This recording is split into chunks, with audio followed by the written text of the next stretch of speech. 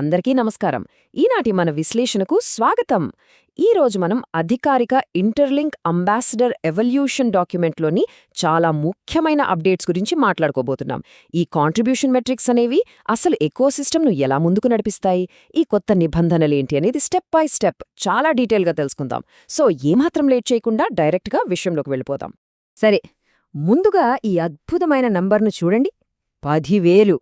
అవును, కరెక్టే విన్నారు. కేవలం ఒకే ఒక్క సంవత్సరం, ఒక ఏడాది పాటు జరిగిన నిరంతర వృద్ధి తర్వాత మన ఇంటర్లింక్ నెట్వర్క్ ఏకంగా 10,000 మంది అంబాసిడర్ల మైలురాయిని దాటేసింది. ఇంత తక్కువ టైంలో ఇలాంటి మ్యాసివ్ గ్రోత్ చూడటం నిజంగా అన్బిలీవబుల్ కదా. ఇక ఇంటర్లింక్ ఎకోసిస్టమ్ ప్రస్తుత పరిస్థితి ఎలా ఉంది అనే విషయానికి వస్తే, నెట్వర్క్ ఇంత స్పీడ్గా పెరుగుతున్నప్పుడు పాత పద్ధతులు సరిపోవు కదా. అందుకే సిస్టమ్ను పూర్తిగా ఆటోమేట్ చేస్తున్నారు. దీని వెనుకున్న మెయిన్ రీజన్ చాలా క్లియర్. ఫస్ట్ డే నుండి సిస్టమ్ను నమ్ముకొని ఎంతో అంకిత భావంతో పనిచేస్తున్న మన ఎర్లీ కంట్రిబ్యూటర్లకు పక్కగా రివార్డ్స్ దక్కాలి. మాన్యువల్ ప్రాసెస్ కంటే ఈ ఆటోమేషన్ ద్వారానే ఇది 100% పారదర్శకంగా జరుగుతుందన్నమాట. ఇక్కడ మనం అర్థం చేసుకోవాల్సిన అత్యంత కీలకమైన విషయం ఏంటంటే, ఈ కొత్త ఆటోమేటెడ్ రూల్స్ ఎలా పనిచేస్తాయనేది. ఈ కంప్లీట్ ప్రాసెస్ని సింపుల్గా ఒక 3 స్టెప్స్లో చెప్పొచ్చు. ఫస్ట్ది ఒక ప్రాథమిక కేవైసీ స్నాప్షాట్ తీయడం. సెకండ్, మీ మెట్రిక్స్ను కంటిన్యూయస్గా ట్రాక్ చేయడం. And third, future verifications. ఇదే మన ముందున్న క్లియర్ రోడ్ మ్యాప్. సరే, ఇప్పుడు ఇందులో మొదటి దశ అయిన ఆ ప్రాథమిక స్నాప్షాట్ ఏంటో చూద్దాం.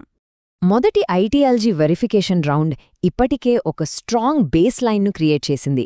అసలు ఈ స్నాప్షాట్ అంటే ఏంటి? సింపుల్గా చెప్పాలంటే, కేవైసీ స్టార్ట్ అయిన ఎగ్జాక్ట్ టైంలో సిస్టమ్ ఒక డేటా పాయింట్ను రికార్డ్ చేసింది.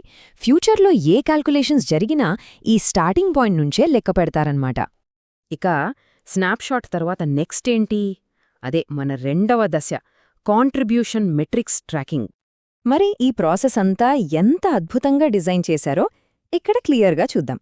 ఒకసారి బేస్ లైన్ సెట్ అయ్యాక గేమ్ అంతా ఏసీఎస్ మరియు హెచ్సిఎస్ మెట్రిక్స్ చేతుల్లోనే ఉంటుంది.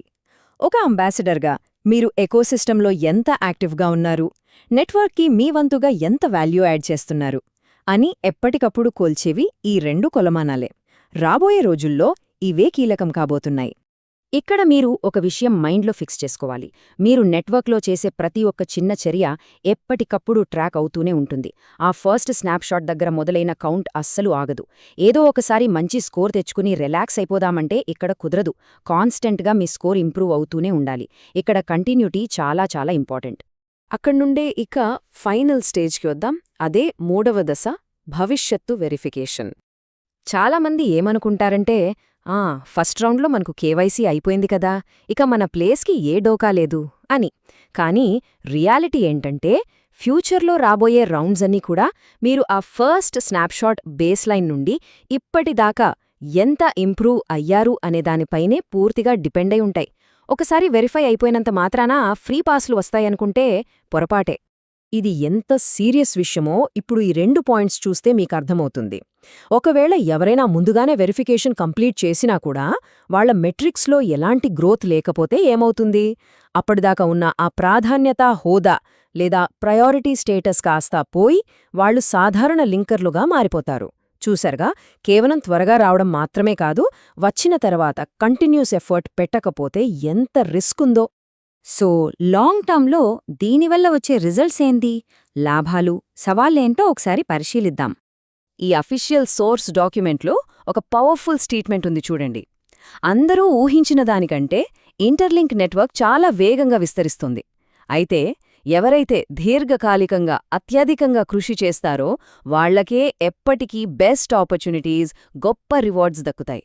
ఇది చాలా క్లియర్ అండ్ డైరెక్ట్ మెసేజ్ కదా. కష్టపడే వాళ్లకే ఇక్కడెప్పుడు మొదటి స్థానం ఉంటుంది. సో ఇప్పుడు మనం ఆలోచించాల్సిన ఇంట్రెస్టింగ్ పాయింట్ ఏంటంటే, కేవలం ఆ ఫస్ట్ వెరిఫికేషన్ పూర్తయినంత మాత్రానే పని అయిపోని ఈ ఆటోమేటెడ్ సిస్టంలో ఎప్పుడూ టాప్ పొజిషన్లో కంటిన్యూ అవ్వాలంటే మనకు ఎంత డెడికేషన్ కావాలి, ఆ కాన్స్టెంట్ ఇంప్రూవ్మెంట్ను తీసుకురావడానికి మనం ఏమేం చేయాలి ఒక్కసారి ఆలోచించండి. కన్సిస్టెన్సీ మాత్రమే ఇక్కడ మీ సక్సెస్ని డిసైడ్ చేస్తుంది. సరే, అంబాసిడర్ మెట్రిక్స్కి సంబంధించిన ఈనాటి మన ఎక్స్ప్లెనేషన్ను ఇక్కడితో ముగిస్తున్నాను. మళ్ళీ మరో ఇంట్రెస్టింగ్ టాపిక్తో త్వరలోనే కలుద్దాం.